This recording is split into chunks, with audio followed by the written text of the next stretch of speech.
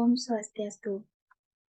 Yang terhormat Ibu Sunita Devi, SE MSI, selaku dosen pembimbing utama, Ibu Dr. Nyoman Trisna Herawati, SE AK MPD, selaku dosen pembimbing pendamping, dan Bapak Profesor Dr. Ananta Wikrama Tungga Atmaja, SE MSI AK, selaku dosen penelaah. Perkenalkan, saya Niputulisa Indrayani, NIM 1917051237, Program Studi S1 Akuntansi.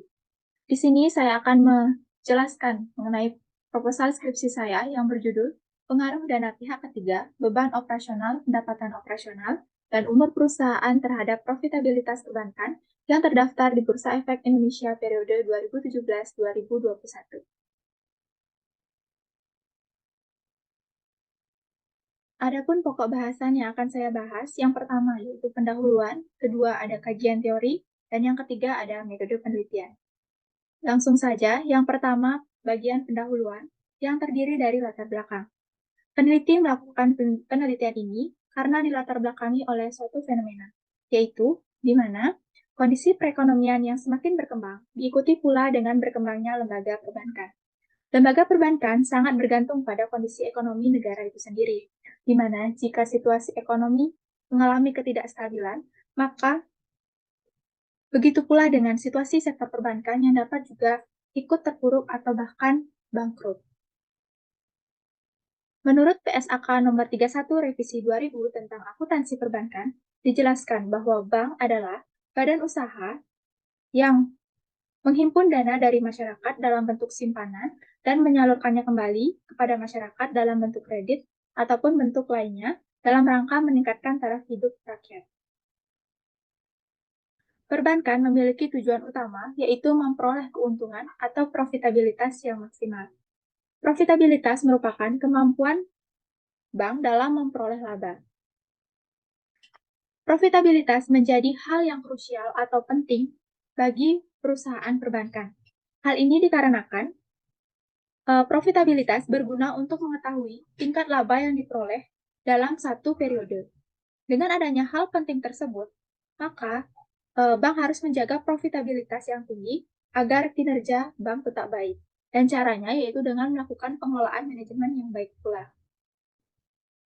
Nah, adapun indikator yang digunakan untuk mengukur tingkat profitabilitas yaitu rasio return on asset atau ROA. ROA merupakan rasio profitabilitas yang menitik beratkan pada kemampuan manajemen untuk memperoleh atau menghasilkan pendapatan dari pengelolaan aset. Pada tahun 2016, perbankan mengalami masalah yang bisa dikatakan tahun tersebut menjadi tahun yang tidak mudah bagi sektor perbankan, di mana karena adanya tantangan serta dinamika ekonomi global yang dihadapi menyebabkan hasil laporan keuangan pada Bank Nasional, khususnya pada kuartal ketiga, mengalami tanda-tanda nilai yang stagnasi. Nah, contohnya yaitu pada Bank Mandiri, di mana laba pada kuartal 3 menunjukkan penurunan yang cukup besar, sebesar 17,6%.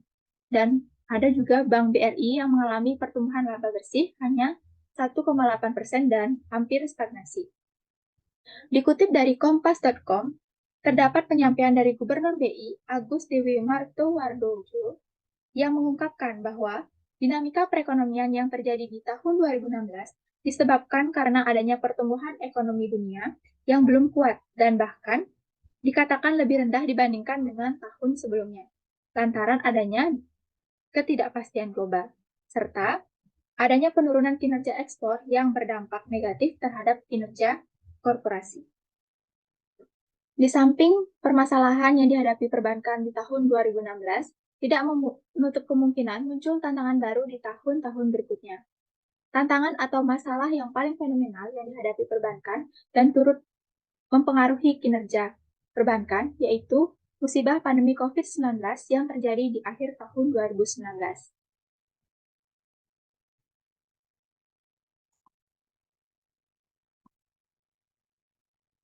Berdasarkan pada grafik perkembangan laba beberapa perbankan periode 2017 hingga 2021 yang terdaftar di BEI, dapat dilihat bahwa laba perbankan mengalami pertumbuhan yang fluktuatif dan cenderung menurun.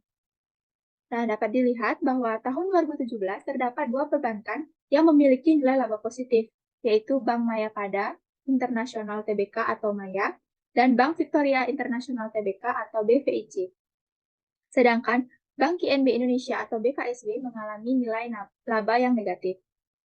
Nah, untuk Bank Mayapada Internasional Tbk di tahun 2018 menunjukkan penurunan hingga 237,992 miliar, yang kemudian di tahun 2019 kembali menunjukkan adanya kenaikan, namun tidak begitu besar, yaitu sekitar 90,702 miliar. Dan kemudian di tahun 2020 hingga 2021, bank kembali menunjukkan adanya penurunan. Selanjutnya, Bank KNB Indonesia di tahun 2018 menunjukkan adanya kenaikan hingga 775,235 miliar. Namun di tahun 2019 hingga 2021, laba bank menunjukkan adanya penurunan. Kemudian yang terakhir ada Bank Victoria International Tbk, yang mana di tahun 2018 hingga tahun 2020, laba menunjukkan penurunan hingga negatif 252,193 miliar. Dan di tahun 2021, bank menunjukkan adanya kenaikan namun masih bernilai negatif. Penurunan ataupun kenaikan laba tersebut pastinya disebabkan oleh beberapa faktor. Nah, adapun faktor-faktor yang diduga dapat mempengaruhi tingkat profitabilitas yaitu ada DPK, BOPO, dan umur perusahaan. Nah, pada tabel dapat dilihat nilai DPK di tahun 2017 hingga 2021 menunjukkan jumlah yang fluktuasi di tiap tahunnya. Dan rata-rata nilai DPK di tahun 2020 cenderung mengalami penurunan. Dan penurunan ini bisa jadi diakibatkan oleh sedikitnya nasabah yang menyimpan dananya di bank. DPK dianggap sebagai faktor penting yang dapat mempengaruhi profitabilitas karena keuntungan bank bersumber dari bunga yang diterima atas alokasi dana tertentu. Apabila DPK mengalami peningkatan, maka bank akan memiliki peluang untuk mendapatkan keuntungan. Sehingga hal ini bisa dikatakan DPK berpengaruh positif terhadap profitabilitas. Dan hal ini sejalan dengan hasil penelitian dari Muhammad Taufan dan Teddy Kurniawan yang mengatakan DPK berpengaruh positif dan signifikan terhadap profitabilitas. Sedangkan menurut Naura Nasifa dan Bayu Wulandari mengatakan jika DPK tidak memiliki pengaruh terhadap profitabilitas. Adapun faktor lainnya yaitu ada BOPO. BOPO atau beban operasional pendapatan operasional digunakan sebagai rasio untuk mengukur tingkat efisiensi operasional bank. BOPO diukur dengan cara membandingkan nilai beban operasional dengan pendapatan operasional. Dan pada tabel dapat dilihat bahwa BOPO terendah dimiliki oleh Bank Mayapada pada tahun 2017 sebesar 87,17%. Dibandingkan dengan tahun-tahun berikutnya, nilai ini merupakan nilai yang paling rendah. Dan menurut ketentuan BI, nilai BOPO maksimal yaitu sebesar 90%. Jadi, untuk nilai BOPO yang ada pada tabel bisa dikatakan masih terlalu tinggi, sehingga bank perlu memperhatikan kembali tingkat efisiensinya supaya bank dapat meningkatkan nilai perolehan labanya. Dan secara teori, semakin besar nilai BOPO maka akan semakin baik kinerja perbankan. Begitu pula sebaliknya. Sehingga hal ini bisa dikatakan BOPO berpengaruh negatif terhadap profitabilitas. Hal ini sejalan dengan hasil penelitian Retno Septia Adila dan Retno Puji Astuti yang mengatakan BOPO berpengaruh negatif dan signifikan terhadap ROA. Namun hal ini justru berbanding terbalik dengan penelitian Noel Nathanael dan Sekar Mayangsari serta Eti Rohimah yang mengatakan BOPO tidak berpengaruh terhadap profitabilitas. Kemudian faktor terakhir yang diduga mempengaruhi profitabilitas yaitu umur perusahaan. Umur perusahaan merupakan suatu ukuran yang menggambarkan berapa lama perusahaan tersebut beroperasi. Umur perusahaan dapat memberikan pengaruh positif terhadap perusahaan perbankan, terhadap profitabilitas perbankan, karena semakin lama perusahaan tersebut berdiri, maka akan semakin tinggi tingkat profitabilitas yang diperoleh. Perusahaan perbankan yang sudah lama berdiri akan memiliki pengalaman dalam menghadapi berbagai macam kondisi ataupun saingan dari perusahaan lain. Nah, hal ini dibuktikan dari penelitian terdahulu yaitu yang diteliti oleh Audi Rifsita Putri dan Muhammad Ali serta Santi Pratami yang mengatakan umur perusahaan berpengaruh positif dan signifikan terhadap profitabilitas. Namun, hal ini berbanding terbalik dengan penelitian Purnama Dewi dan Gede Baswarasasika serta Adrian Hartono yang mengatakan umur perusahaan tidak memiliki pengaruh terhadap profitabilitas. Merujuk pada fenomena serta inkonsistensi pada penelitian terdahulu, telah menimbulkan minat peneliti untuk melakukan penelitian kembali apakah ketiga variabel independen tersebut benar-benar memberikan pengaruh terhadap profitabilitas. Sehingga judul yang peneliti angkat yaitu pengaruh dana pihak ketiga, beban operasional pendapatan operasional, dan umur perusahaan terhadap profitabilitas perbankan yang terdaftar di Bursa Efek Indonesia periode 2017 hingga 2021. Berdasarkan pada latar belakang yang telah diuraikan, maka adapun identifikasi masalah yaitu yang pertama, adanya dinamika atau gejolak pada perekonomian negara Indonesia akibat ketidakpastian ekonomi global, penurunan kinerja ekspor, musibah pandemi COVID-19, serta hal lainnya yang berimbas pada kinerja perbankan. Kedua, nilai profitabilitas perbankan yang terdaftar di Bursa Efek Indonesia menunjukkan nilai yang tidak stabil dan cenderung menurun. Yang ketiga, adanya ketidakstabilan pada jumlah perolehan dana pihak ketiga, serta peningkatan jumlah dana pihak ketiga yang tidak selalu diikuti dengan peningkatan laba yang diperoleh. Yang keempat, tingkat efisiensi operasional perbankan cenderung menunjukkan nilai yang cukup tinggi. Yang kelima, adanya ketidaksesuaian antara tingkat umur perusahaan dengan tingkat profitabilitas yang diperoleh. Dan yang terakhir, adanya inkonsistensi hasil penelitian terdahulu tentang pengaruh DPK, BOPO, dan umur perusahaan terhadap profitabilitas.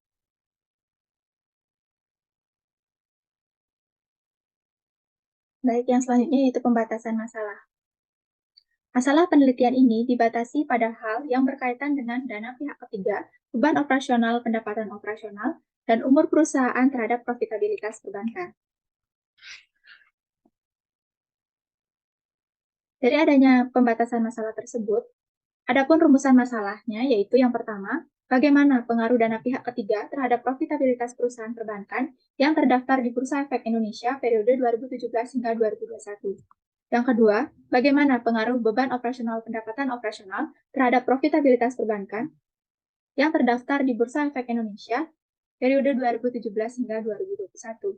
Dan yang ketiga, bagaimana pengaruh umur perusahaan terhadap profitabilitas perusahaan perbankan yang terdaftar di Bursa Efek Indonesia periode 2017 hingga 2021.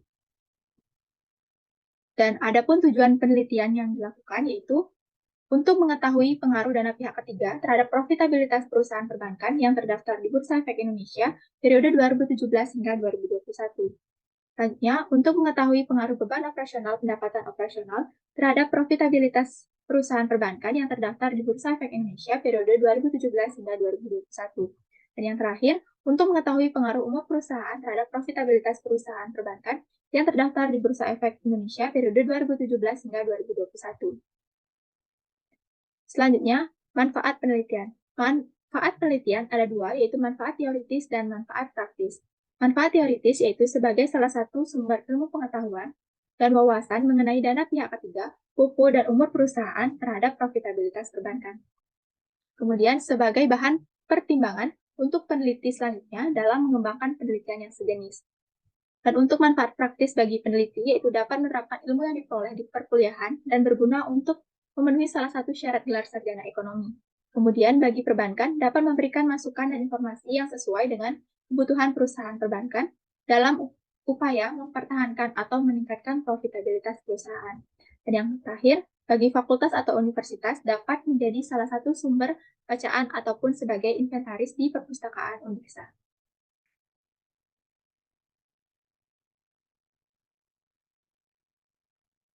Baik, untuk bagian selanjutnya yaitu kajian teori. Dalam penelitian ini, adapun grand teori yang digunakan yaitu teori sinyal atau signaling theory. Teori ini pertama kali dicetuskan oleh Michel Spence pada tahun 1973. Dalam teori ini melibatkan dua pihak, yaitu pihak internal dan pihak eksternal. Pihak internal seperti manajemen perusahaan adalah pihak yang memberikan sinyal kepada pihak eksternal, sedangkan pihak eksternal seperti investor ataupun debitur adalah pihak yang menerima sinyal dari pihak internal, yaitu manajemen perusahaan. Nah, pemberian sinyal ini bermanfaat bagi pihak investor dalam pengambilan keputusan. Dan Dalam pemberian sinyal ini terdapat informasi, yang mana informasi yang dimaksud yaitu berupa laporan keuangan atau laporan tahunan perusahaan yang berisikan mengenai informasi kondisi dari perusahaan itu sendiri. Nah, informasi tersebut akan dianalisis oleh investor sehingga akan menarik kesimpulan apakah informasi tersebut memberikan sinyal positif atau negatif kepada investor. Nah, kaitannya teori ini dengan penelitian yang dilakukan yaitu ditunjukkan dengan rasio profitabilitas atau ROA.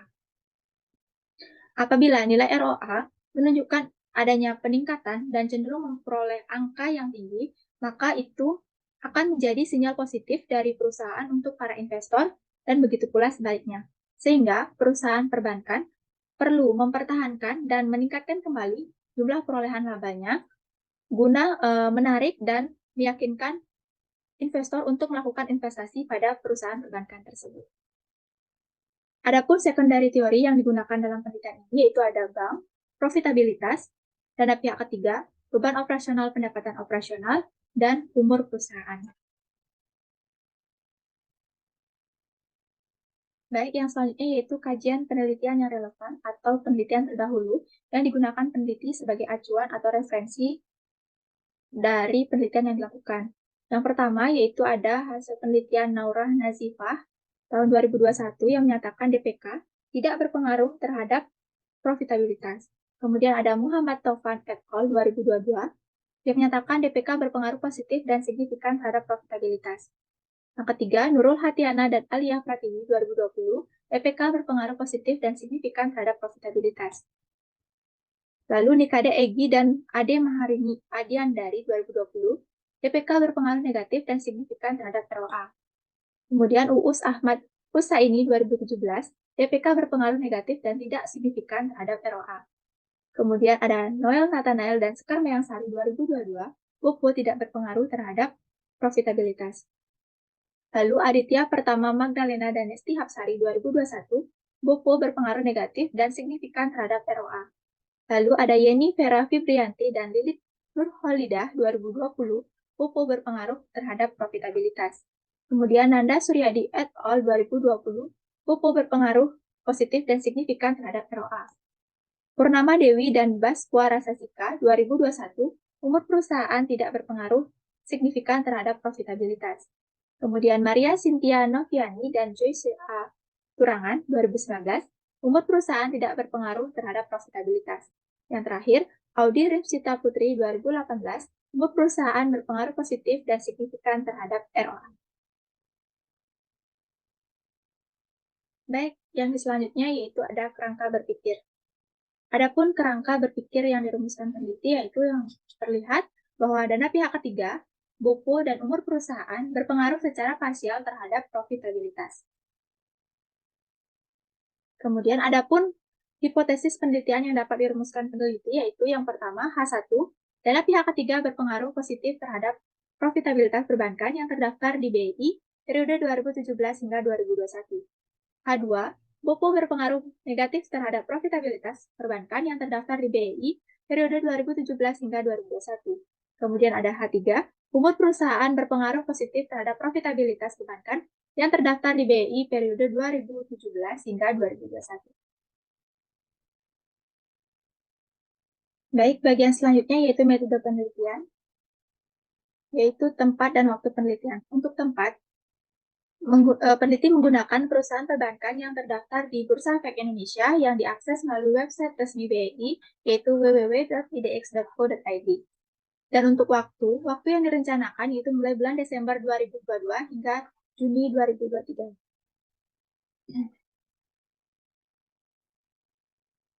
Selanjutnya yaitu rancangan penelitian.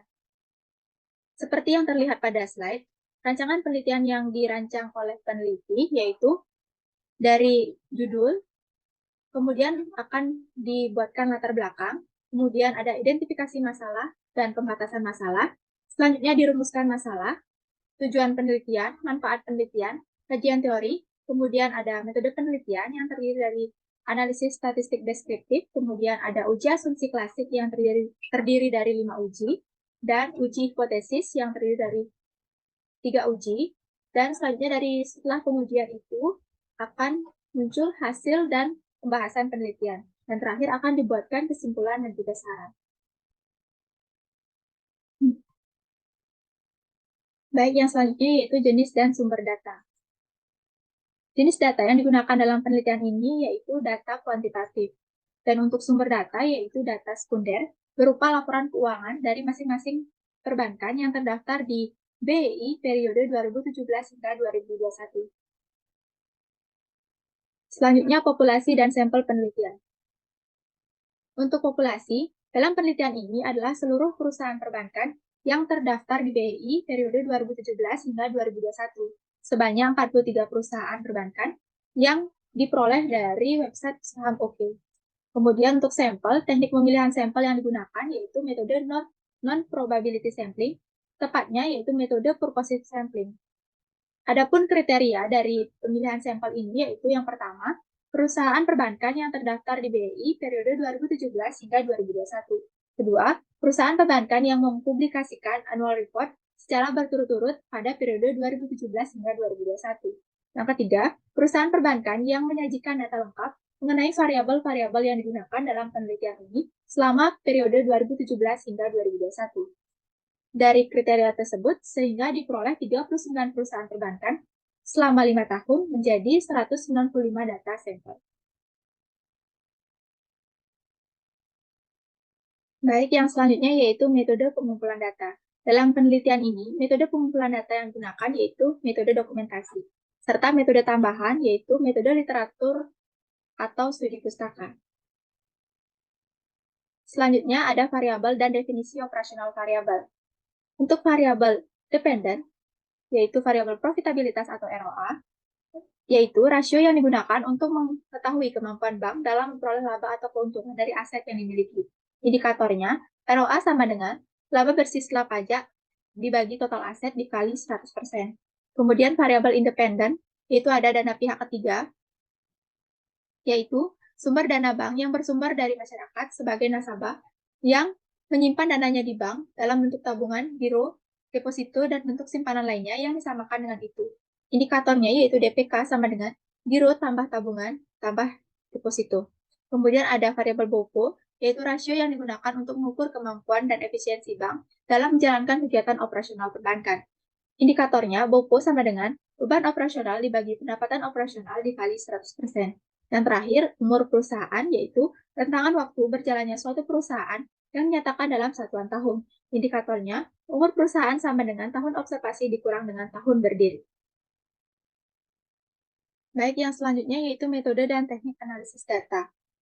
Dalam penelitian ini, adapun metode dan teknik yang digunakan yaitu ada analisis statistik deskriptif, yang kedua ada uji asumsi klasik yang terdiri dari uji normalitas, uji linearitas, uji multikolinearitas, uji heteroskedastisitas, dan uji autokorelasi.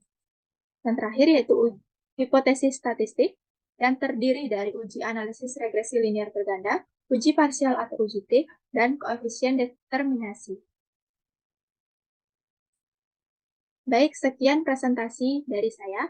Apabila ada kata ataupun penyampaian yang kurang, saya mohon maaf. Dan saya tutup dengan Paramasanti. Om Santi Santi Santi Om. Terima kasih.